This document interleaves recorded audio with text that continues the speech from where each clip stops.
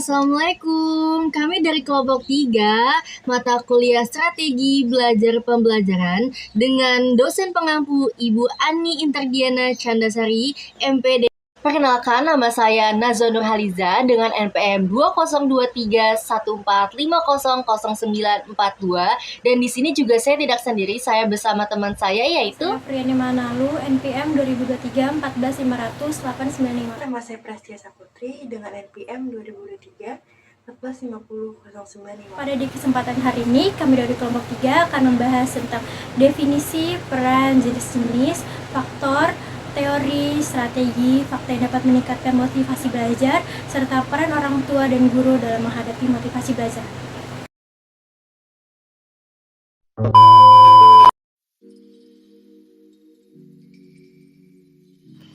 Yang pertama kali kita bahas adalah definisi motivasi belajar. Teman-teman tahu gak sih, motivasi belajar itu apa? Motivasi belajar adalah dorongan dari dalam diri atau faktor luar yang membuat seseorang mau belajar dengan semangat dan tekun. Motivasi ini bisa muncul karena rasa ingin tahu, tujuan tertentu, atau pengaruh lingkungan seperti dukungan dari keluarga atau guru. Yang kedua ada peran motivasi belajar. Pertama itu ada meningkatkan minat dan antusiasme. Motivasi membuat proses belajar jadi lebih menyenangkan. Yang kedua, meningkatkan kualitas pemahaman. Dengan motivasi yang tinggi, seseorang lebih cepat dalam memahami materi secara mendalam daripada sekadar hanya menghafal. Yang ketiga, membantu mencapai tujuan pembelajaran. Motivasi memberikan arah yang jelas dalam belajar, baik itu untuk mendapatkan nilai bagus atau menguasai keterampilan dan mencapai cita-cita. Selanjutnya ada jenis-jenis motivasi dalam belajar. Yang pertama, motivasi intrinsik. Motivasi intrinsik ini dorongan belajar yang datang dari dalam diri seperti rasa ingin tahu, kepuasan pribadi, atau keinginan untuk berkembang. Yang kedua, motivasi ekstrinsik. Motivasi ekstrinsik ini dorongan belajar yang berasal dari faktor luar, seperti hadiah, pujian, nilai bagus, atau tekanan dari lingkungan. Berikut merupakan faktor-faktor yang mempengaruhi motivasi belajar. Yang pertama itu ada faktor internal. Faktor internal itu berasal dari dalam diri individu, terdiri dari kebutuhan individu, baik fisik maupun mental. Kesan individu terhadap diri sendiri yang mendukung dan membimbing perilaku menuju aktivitas, keyakinan dan pencapaian, tujuan dan masa depan, keinginan untuk maju, minat dan pemenuhan prestasi merupakan faktor yang muncul dari dalam diri sendiri. Lalu yang kedua itu ada faktor eksternal. Faktor eksternal itu adalah faktor yang berasal dari kondisi luar diri siswa, terdiri dari keluarga, sekolah, dan masyarakat.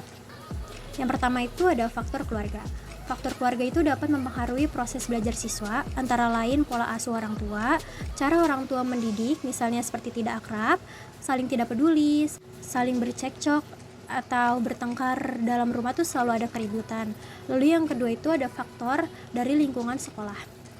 Ini tuh juga dapat mempengaruhi proses belajar siswa, antara lain dengan metode mengajar yang digunakan guru, misalnya berpusat pada guru atau berpusat pada siswa, lalu terbuka dan tertutupnya hubungan antara siswa dengan guru, dan hubungan antara siswa dengan siswa, misalnya adanya persaingan atau kerjasama antara siswa. Lalu yang terakhir ada faktor dari lingkungan masyarakat. Ini juga dapat mempengaruhi proses belajar siswa. Contohnya seperti teman belajar siswa, status sosial, jenjang sekolah sama lebih tinggi atau lebih rendah, media massa yang dikonsumsi misalnya berita-berita yang tidak baik atau gosip-gosip atau kebiasaan yang berlaku di masyarakat dan sebagainya.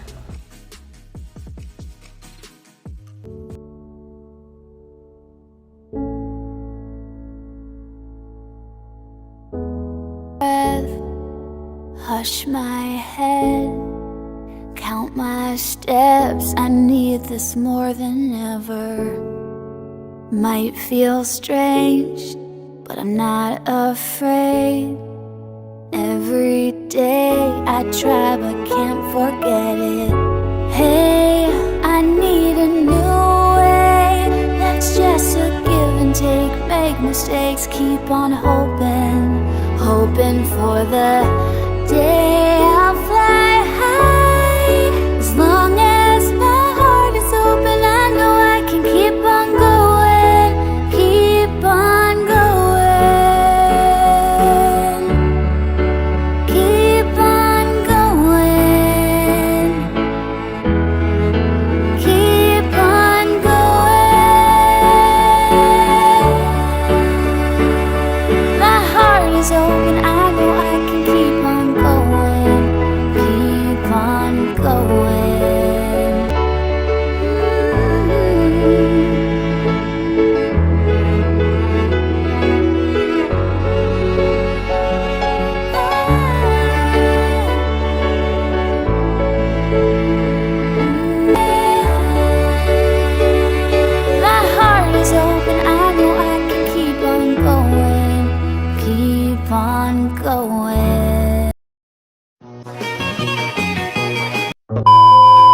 Lalu selanjutnya ada teori motivasi menurut Thorndike.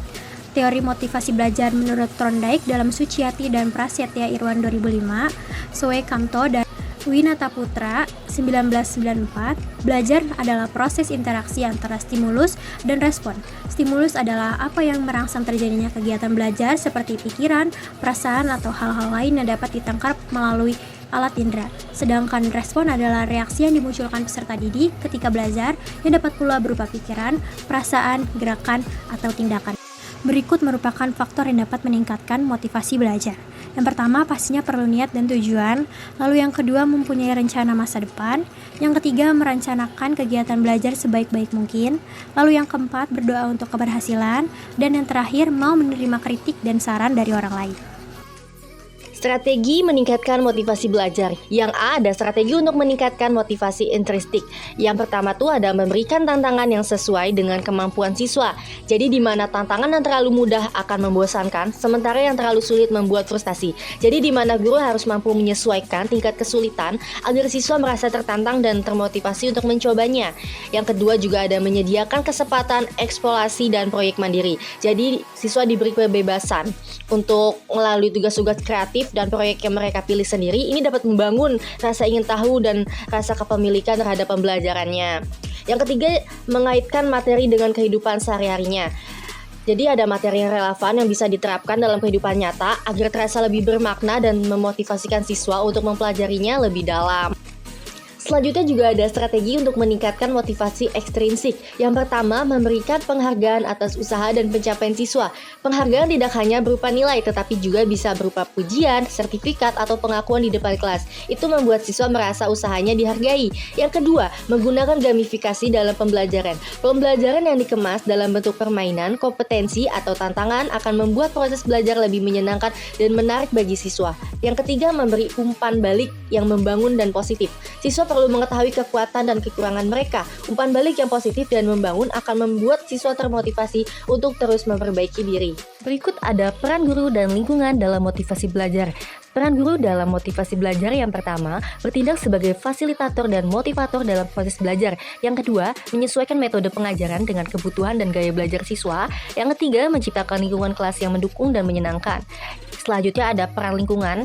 Yang pertama, menciptakan suasana belajar yang kondusif dan bebas dari tekanan berlebihan. Yang kedua, mengurangi gangguan dan distraksi yang dapat menghambat fokus siswa. Yang ketiga, ada memanfaatkan teknologi dan media pembelajaran interaktif.